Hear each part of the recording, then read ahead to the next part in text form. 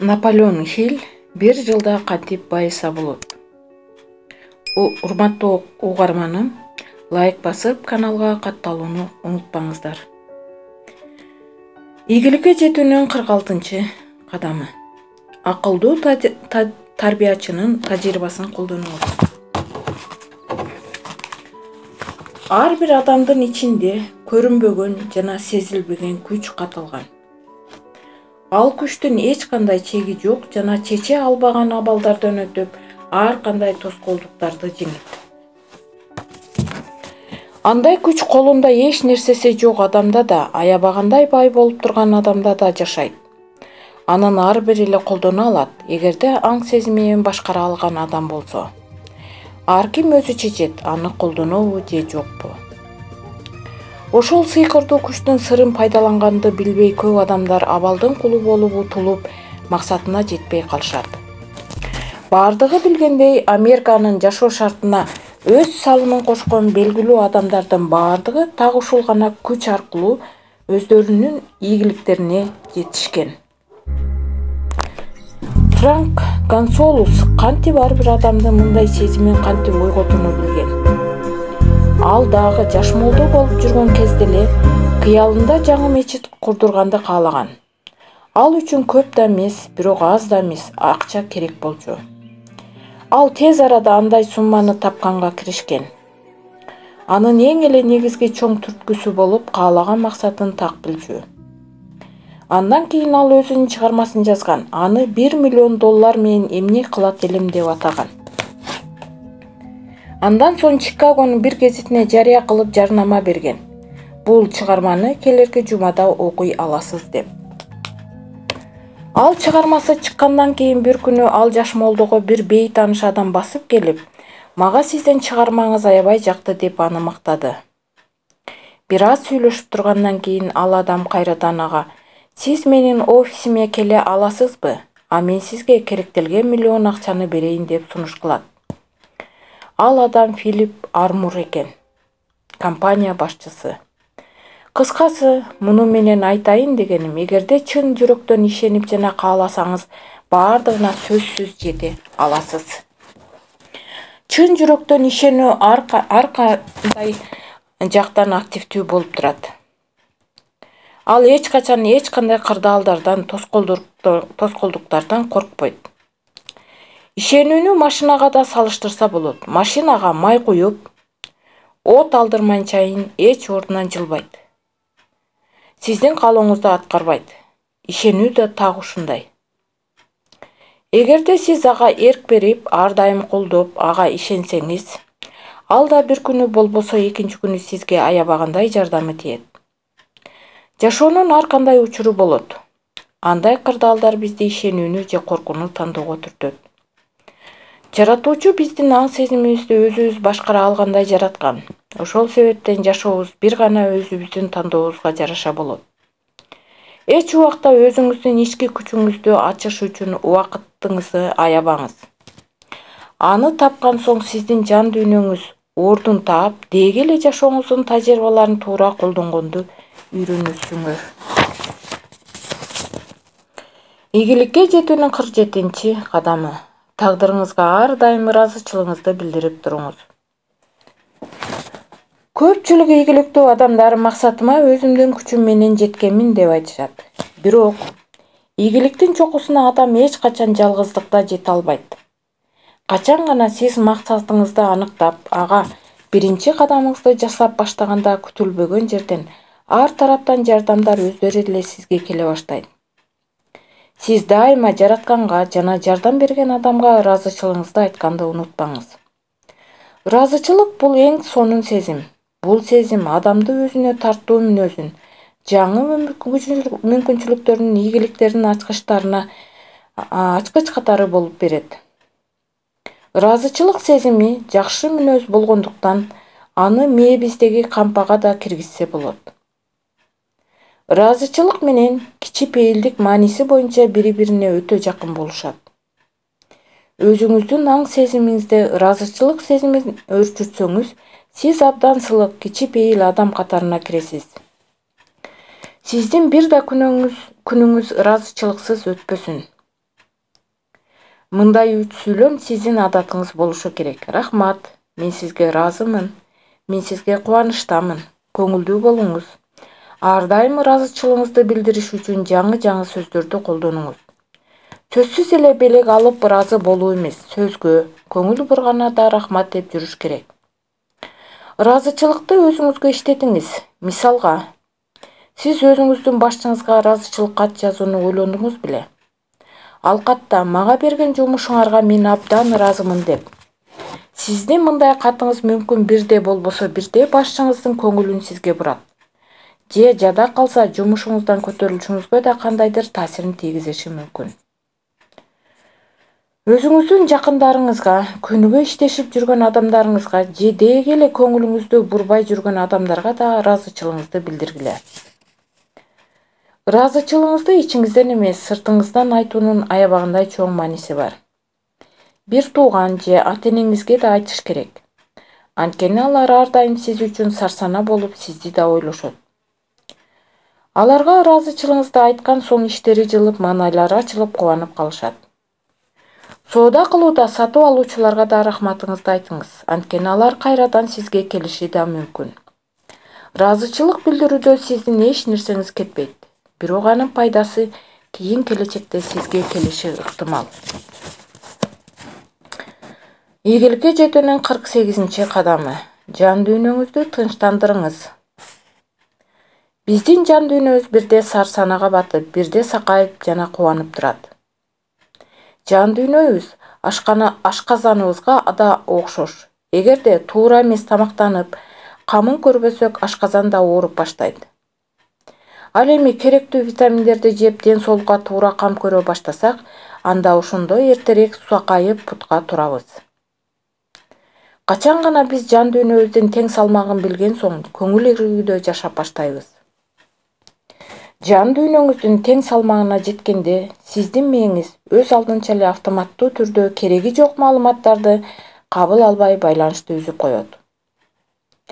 Бирок андай деңгээлге жетиш үчүн сиз биринчиден өзүңүздүн негативдүү ойлордон алыс болушуңуз керек. Кандайдыр бир мээңизге алардан коргоо түзүшүңүз керек.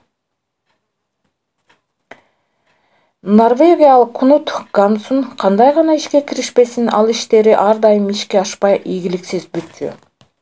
Акыры айласы кеткен Кнут өзүнүн ачкачылык деген китебин жарыя кылып дүйнөгө жараткан. Ал китеби менен жакшы көтөрүлгөн, жада калса бул китеби Нобель сынамына да татыктуу болуп чыккан.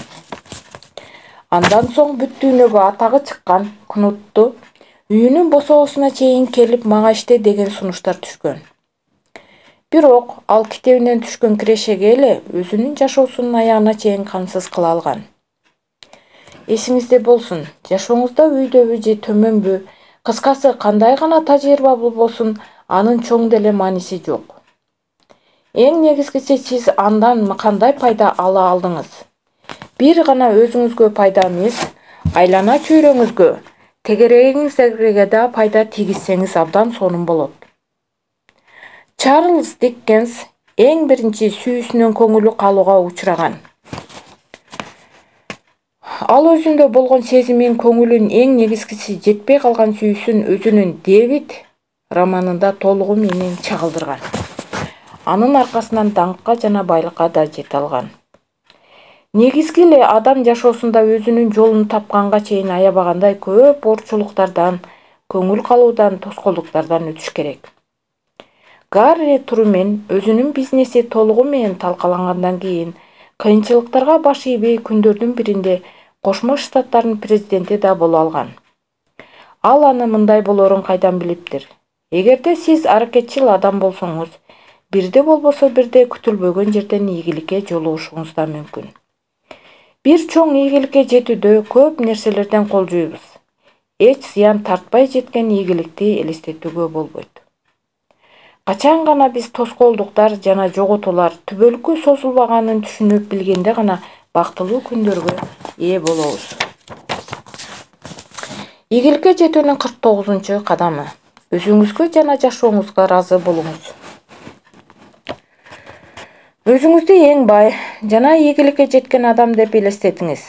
Ал адам ийгиликтерине кандайдыр бир өзүнүн пландары, кеңештери, тажрыйбалары аркылуу максатына жете алган. Алар төмөндөгүлөр. Мен бөлөк адамдарга бактысын издешкене жардам берип жатып, өзүм да бактылуу боло алгам. Мен жакшы ден соолукка этияттык менен тамактанып, организмим талап кылган нерселерди жеп жете алгам. Мен эч качан адамдарга ичкүйүү, жек көрүү сезимин сезген эмесмин. Бир гана сүйүү жана сыйлоо сезимдери мага тандык.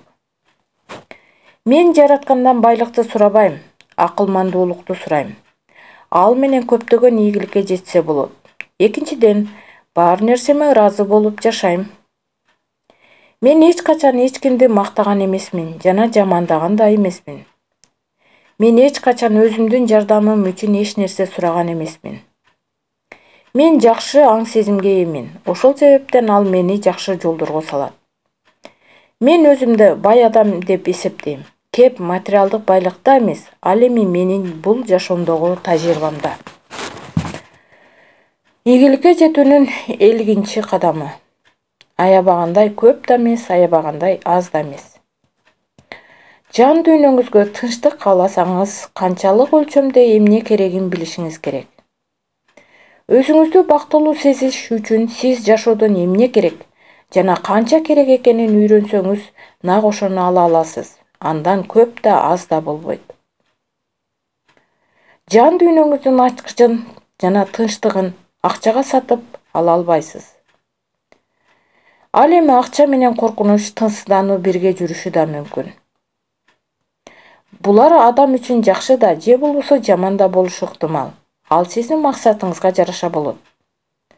Эгерде акча каражатын сизге өзүңүздүн жашооңузду же бөлөк бирөөнүн жашоосун жакшыртыш үчүн камсыз кылсаңыз, бул жакшы иш. Ал эми жөн гана өзүңүздүн кызыкчылыгыңыз үчүн болсо, анда ал акырындап жаман ишке айланат. Жаңы ишкана ачууга, жумушчуларга орун камсыз кылганыңыз, тамак ашкага жумшаган сиздин акча каражатыңыз өзүңүзгө да жана бөлөк адамдарга да кубаныч алып келет. Биз өзүбүздүн байлыгыбыздын убактылуу гана сактоочулары болобуз. Анткени бул дүйнөдө адам баласы түбөлүк жашабайт. Бирок байлыгыбызды башка адамдар менен бөлүшүп, аларды жана өзүбүздү да кубанта алабыз. Унааларды жасап чыгарганда мен ар бирине этияттык мамиле кылам дейт Генри Форд. Мен ар бир унаадан канча киреше аларымды ойлобойм. Тескерисинче, ал унаалар сатып алуучуларга канчалык деңгээлде жагат жана аларга канча пайда алып келе тургандыгын ойлойм. Так гана ушул принциби менен Генри Форд өндүрүүчүлөрдүн эң атактуусу болуусуна жете алган. Ал жаш кезинде эле арамзаланууну жактырган эмес. Ошол себептен ал жан дүйнөсүнүн тең салмактуулугун сактай алган. Качан сиз өзүңүздү алып жүрүү деңгээлиңизди эч нерседен коркпогонго, көз каранды болбогонго жана ич күйдүү болбогонго алып келе алсаңыз, максатка жетүү жолуңуз ийгиликтүү болот.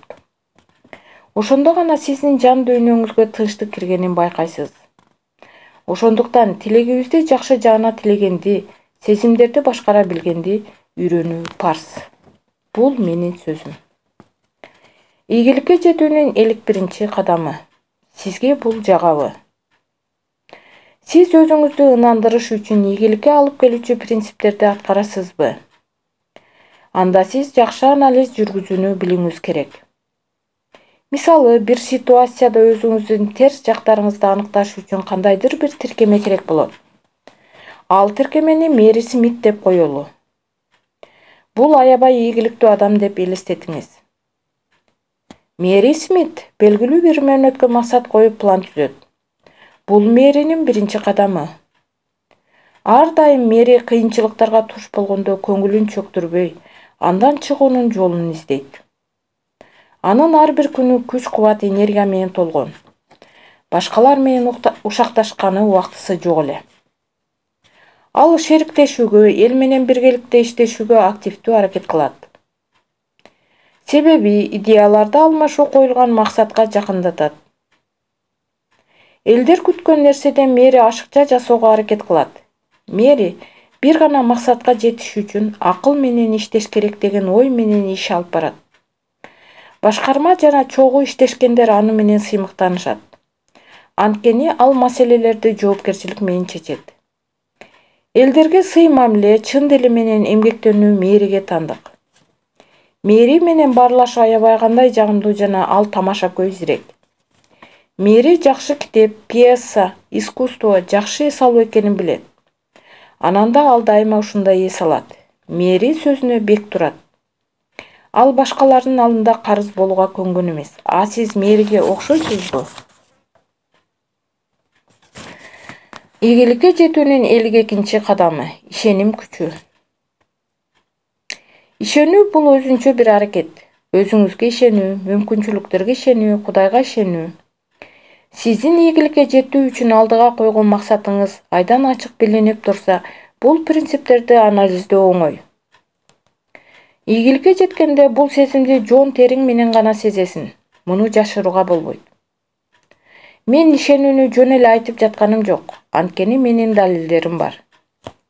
Мен элдерди күн сайын байкап, анализ көп жылдар жүрүп, анализдеп ынандым. Эгер сизге далил керек болсо, эң оңой өзүңүзгө текшерип көрсөңүз болот. Эгер сиз күндөлүк жашоодогу алтын эрежени пайдаланганды билсеңиз, анда аракетиңизди таза жана туура негиздеген болосуз. Алтын эреже 4000 жыл мурунтан бери пайдаланып келет. Тилекке каршы көпчүлүк адамдар мунун чоң маанисин түшүнбөйт. Бул мыйзам болуп калганын. Адамдарга эмнени эксең ошону аласың деген макал оңоюраак болот түшүнүүгө. Өзүңүзгө жүрүм-турум эрежесин тандап жатып байкаңыз. Себеби элдерге кандай мамиле кылсаңыз, дал ошондой мамиле өзүңүзгө кылышат. Пейлиңиз, кыялыңыз сиздин кыймыл-аракетиңизге, мамилеңизге байланыштуу болот. Сиз өзүнчө бир адамдык магнит болуп эсептелесиз. Сиз өзүңүзгө адамдарды тартасыз.